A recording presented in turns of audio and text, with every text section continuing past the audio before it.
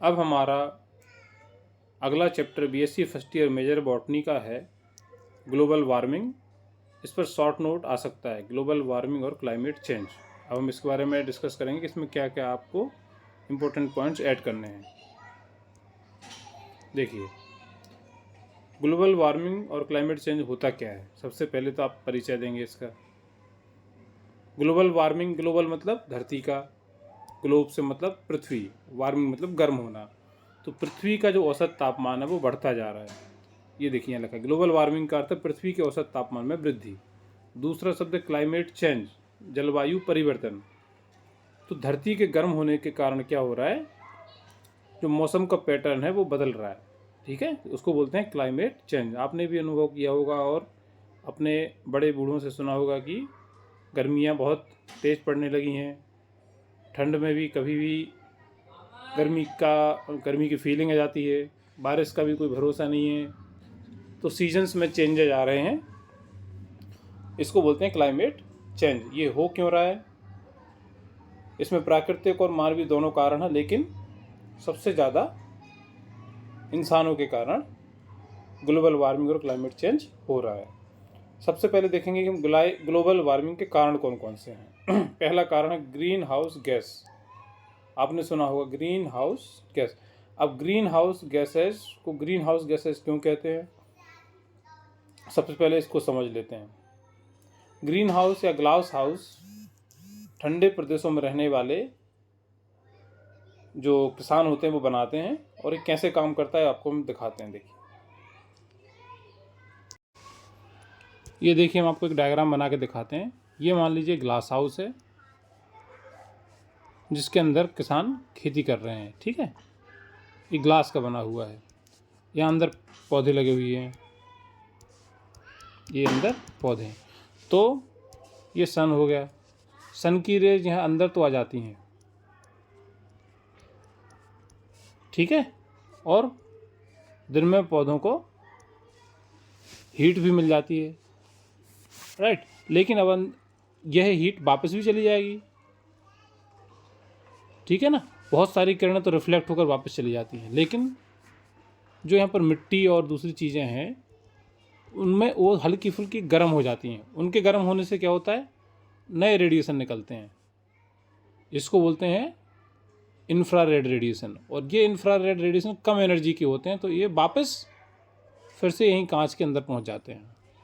तो कहने का मतलब हीट जो है, गर्मी जो है वो बाहर नहीं निकल पाती, और अंदर पौधों को, चूँकि वो ठंडे क्षेत्रों की बात कर रहे हैं हम, तो ठंडे क्षेत्रों में क्या हो रहा है,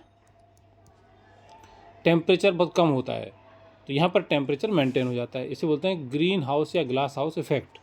अब ये हमारे इसका पॉल्यूशन और ग्लोबल वार्मिंग से क्या संबंध है, देखिए। यदि आपने ग्रीन हाउस इफेक्ट समझ लिया तो आपको ये ग्रीन हाउस गैसेस का समझ में आएगा। हम लोग कहाँ थे, हम पढ़ रहे थे ग्लोबल वार्मिंग के कारण। तो सबसे पहला हमने देखा ग्रीन हाउस गैसेज। तो ग्रीन हाउस गैसेज जो हैं वो ग्रीन हाउस के ही समान क्या करती हैं। ग्रीन हाउस गैसेज मतलब ऐसी गैसेज जो ग्रीन हाउस का काम करें। ये गैस क्या करेंगी, कांच के ही समान धरती की जो हीट है उसको बाहर नहीं जाने देंगी। देखिए, एक डायग्राम के माध्यम से आप समझ जाएंगे इसको। ये देखिए, इसमें आप देख सकते हैं, आप देखिए सूर्य की किरणें धरती तक आ रही हैं।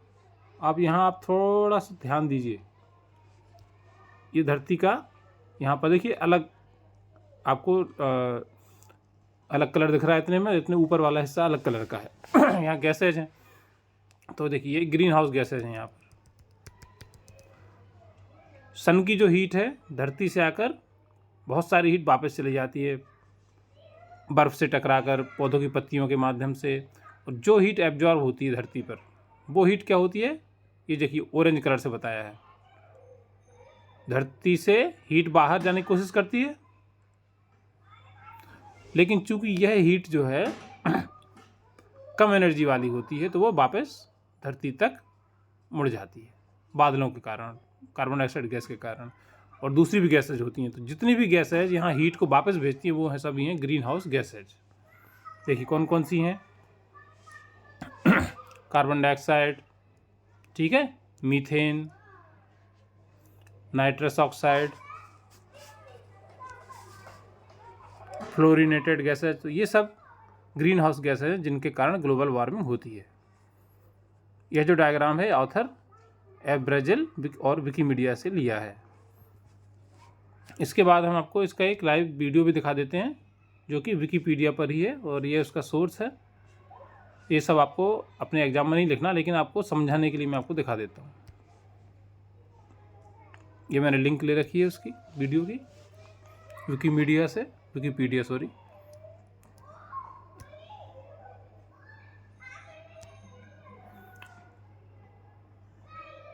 ये देखिए यहाँ ग्रीन हाउस गैसेस का स्तर दिखाया गया है, पहले कितना था अब कितना है। और आप देख सकते हो कितनी बड़ी बड़ी इंडस्ट्री। ये देखिए यहाँ पर ये जो येलो किरणें हैं ये क्या है, डायरेक्ट रिफ्लेक्ट होकर हमारे एनवायरनमेंट से बाहर चली जा रही हैं। लेकिन जो रेड वाला आप देखिए वो एब्जॉर्ब हो रहा है पहले, ठीक है, एब्जॉर्ब होकर वापस वहीं पर आ जाता है। जब भी कोई चीज़ गर्म होती है, ठीक है, तो उससे एक आपने फील किया होगा, इसको मैं पॉज करता हूँ, पहले इसको वीडियो को देख लीजिए अच्छे से। चलिए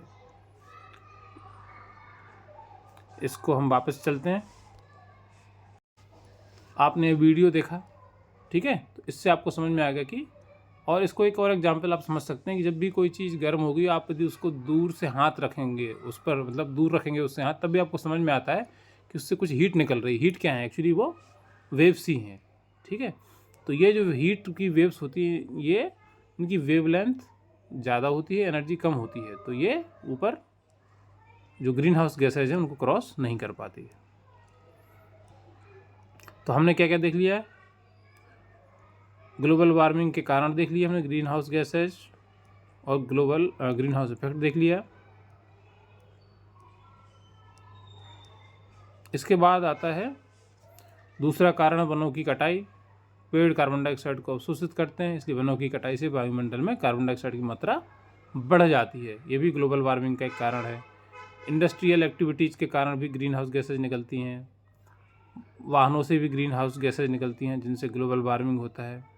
और effect of climate change, climate change का इफेक्ट क्या पड़ रहा है, एक तो देखिए टेम्परेचर में वृद्धि हो रही है, ठीक है, जिससे हीट वेव्स और सूखे की फ्रीक्वेंसी बढ़ रही है। हीट वेव्स ज़्यादा आने लगी हैं गर्मियों में, और सूखा भी बार बार पड़ने लगा है बड़ी बड़ी दूसरे शहरों में भी। समुद्र के स्तर में वृद्धि हो रही है, जिससे क्या होगा, जो तटीय क्षेत्र हैं, समुद्र के किनारे रहने वाले और आइलैंड्स वगैरह हैं, उन पर खतरा बढ़ता जा रहा है। मौसम के पैटर्न में बदलाव, हमने पहले ही चर्चा कर ली थी। जैव विविधता कम हो रही है, जीवों पर बहुत बुरा असर पड़ रहा है। टेम्परेचर बढ़ने से या टेम्परेचर एकदम से कम होने से जंगल में रहने वाले जीव जंतुओं पर सबसे बड़ा प्रभाव पड़ता है। तो ये होते हैं, आपको मतलब ग्लोबल वार्मिंग में आपको उसके कारण बताने हैं और ग्लोबल वार्मिंग और क्लाइमेट चेंज के इफेक्ट बताना है।